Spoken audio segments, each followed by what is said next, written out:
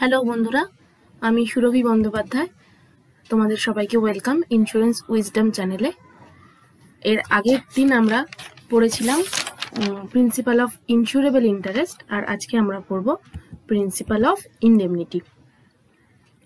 তাহলে এর আগের ভিডিওতে আমরা জেনেছি, যখন আমরা প্রিন্সিপাল অফ ইন্স্যুরেবল ইন্টারেস্ট যখন পড়েছি, তখন আমরা এটা জানতে পেরেছি যে কোনো কাস্টমারের কোনো বিষয়ের ওপর যদি ফাইন্যান্সিয়াল ইন্টারেস্ট থাকে, তাহলে সেটাকেই প্রোটেক্ট করার জন্য সে ইন্স্যুরেন্স করে।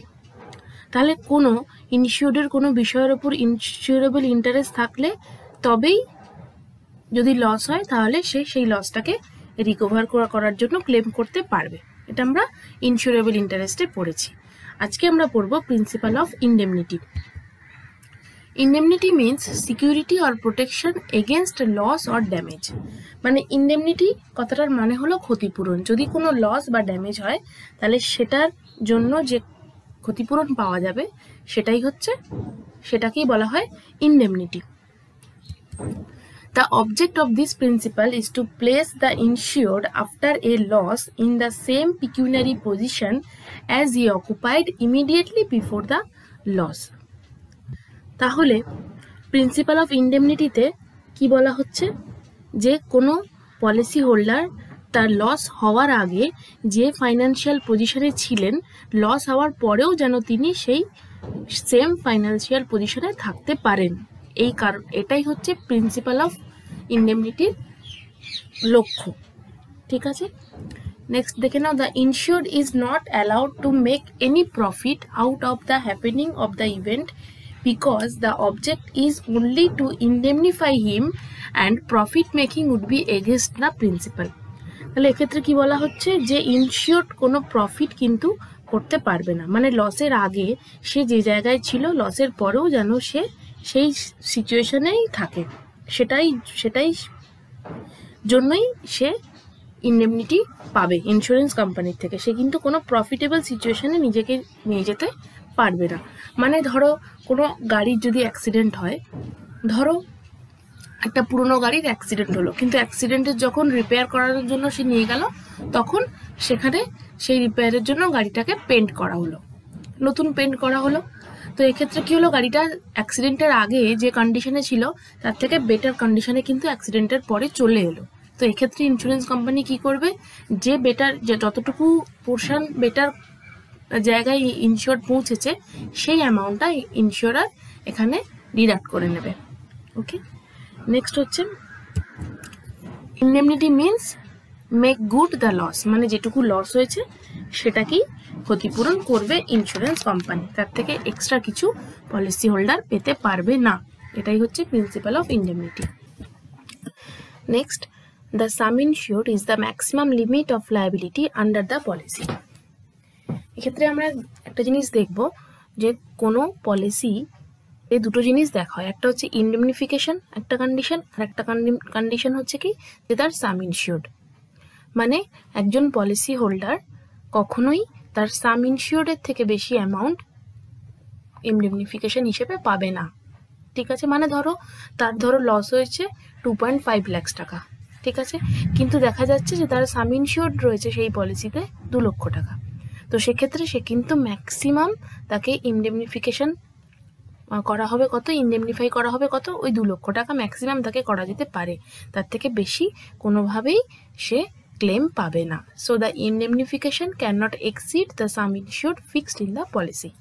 ওকে, next, in marine insurance policy, the contract of indemnity is slightly different from other policies because in Section 3 of Marine Insurance Act 1963, it is provided that indemnity to be in a manner and to the extent agreed, making it an agreed value policy. তো এই পয়েন্টটা খুবই important, কারণ marine ইন্স্যুরেন্সের ক্ষেত্রে কি হচ্ছে, indemnity কিন্তু অন্যান্য সব ব্রাঞ্চেসের অফ ইন্স্যুরেন্স থেকে আলাদা হয়ে যাচ্ছে। কিভাবে আলাদা হচ্ছে, মেরিন ইন্স্যুরেন্সের ক্ষেত্রে কি হয়, পলিসি হোল্ডার এবং ইনসিওরার একটা ভ্যালুতে আগে থেকেই এগ্রি করে থাকেন, যেটাকে আমরা বলি এগ্রিড ভ্যালু পলিসি। কারণ কি, ওই ভ্যালুটা আগে থেকেই এগ্রি হয়ে রয়েছে, যে লস হলে ওই ভ্যালুটা ওই ভ্যালুটাই ইনশিওরডকে ইনডেমনিফাই করা হবে। ঠিক আছে, নেক্সট হচ্ছে দেখো ভ্যালুড পলিসি কাকে বলা হচ্ছে। For a valued policy the value is agreed between the assured and the insurer so that for ship a fair value to the ship owners can be insured irrespective of the market value and for cargoes the assured is enabled to ensure the cost, charges and a reasonable margin of profit। মানে যেটা আমি বললাম সেটা হচ্ছে ধরো কোনো জাহাজের ক্ষেত্রে কি হয়, শিপ ওনার কি করতে পারে, মার্কেট ভ্যালু যাই হোক না কেন সে ইনশিওরারের সাথে এগ্রি হয়ে একটা, দুজনে ইনশিওরার এবং শিপ ওনার দুজনে মিলে এগ্রি হয়ে একটা ভ্যালু আগে থেকেই ফিক্সড করে নিচ্ছে।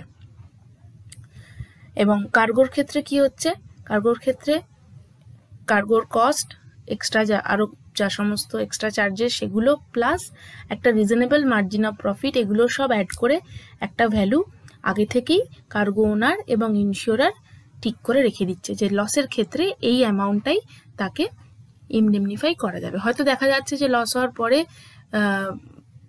অ্যামাউন্টটা অন্য কিছু, কিন্তু যেহেতু আগে থেকেই এগ্রি করা রয়েছে সুতরাং এই অ্যামাউন্টটাই সে ইন্স্যুরেন্স কোম্পানির কাছ থেকে পাবে।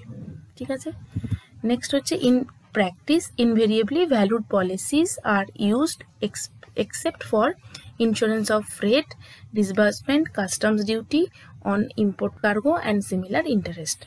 মানে আরও তো বিভিন্ন রকমের ইন্স্যুরেন্স হয়, যেরকম হচ্ছে freight insurance, disbursement insurance, customs duty insurance. তো এগুলোর ক্ষেত্রে কিন্তু ভ্যালুটা বলা থাকে যে মানে আগে থেকে ঠিক করা থাকে না, যেটা কাস্টম ডিউটি গভর্নমেন্টকে দিতে হবে সেই অ্যামাউন্টটাই সে ইন্স্যুরেন্স কোম্পানির কাছ থেকে ক্লেম করতে পারবে, বা যে ফ্রেটটা তার লেগেছে সেই ফ্রেটটাই কিন্তু সে ইন্স্যুরেন্স কোম্পানির কাছ থেকে ক্লেম করতে পারবে। তো এক্ষেত্রে আগে থেকে কোনো ভ্যালু বলা থাকছে না এই সমস্ত পলিসির ক্ষেত্রে। নেক্সট আনভ্যালুড পলিসি কাকে বলে। An unvalued policy does not specify the value of the subject insured. তাহলে এক্ষেত্রে কি হচ্ছে, কোনো সাবজেক্ট ম্যাটারের কোনো ভ্যালু আগের থেকে বলা থাকছে না, কিন্তু যদিও বলা থাকছে না কিন্তু তবুও একটা ফর্মুলা দেয়া থাকে যেখানে বলা হয়ে থাকে যে কিভাবে সেই ভ্যালুটা পাওয়া যাবে, এটা কিন্তু প্রোভাইড করে দেওয়া হয় আনভ্যালুড পলিসির ক্ষেত্রেও। নেক্সট হচ্ছে if there is a fraud not only the valuation but whole of the policy can be avoided. কি ধরনের ফ্রড হতে পারে, a deliberate over valuation with the intention to deceive the underwriter can nullify the contract. মানে ধরো ইনশিওর্ড কি করলো, ইচ্ছে করে জিনিসটার ভ্যালু বেশি করে বললো, বাড়িয়ে দিল, এবং ইনশিওরার তখন জানে না, ফলে সেও হয়তো ওই ভ্যালুটাতেই এগ্রি করে গেছে, কিন্তু পরে গিয়ে যদি দেখা যায় যে এটা ডেলিভারেট ওভার ভ্যালুয়েশন করা হয়েছে তাহলে কিন্তু ইনশিওরার চাইলে সে কন্ট্রাক্টটাকে ভয়েড করে দিতেও পারে। মেন পয়েন্ট হচ্ছে যে প্রিন্সিপাল অফ ইন্ডেমনিফিকেশন কিন্তু মেরিন পলিসিতে স্ট্রিক্টলি অ্যাপ্লিকেবল হচ্ছে না। অন্যান্য ব্রাঞ্চেস অফ ইন্স্যুরেন্সে যেরকম strictly principal of indemnity follow করা হচ্ছে, মেরিনের ক্ষেত্রে সেটা ফলো করা হচ্ছে, but that is in a modified form. কারণ কি, কারণ মেরিনের ক্ষেত্রে আগে থেকেই ভ্যালুটা এগ্রিড করা থাকছে, যে কারণে এটা হয়ে যাচ্ছে এগ্রিড ভ্যালু পলিসি, যেক্ষেত্রে প্রিন্সিপাল অফ ইন্ডেমনিফিকেশনে এখানে কিছু মডিফিকেশন করা হয়েছে মেরিন ইন্স্যুরেন্সের ক্ষেত্রে। ঠিক আছে, চলো তো আজকে এতটুকুই, আশা করি তোমরা বুঝতে পেরেছো। তোমাদের যদি ভালো লাগে তাহলে তোমরা লাইক, সাবস্ক্রাইব অ্যান্ড শেয়ার করো। আর নেক্সট পার্টে আমরা পড়বো principle of subrogation and principle of abandonment. চলো, থ্যাংক ইউ ফর ওয়াচিং।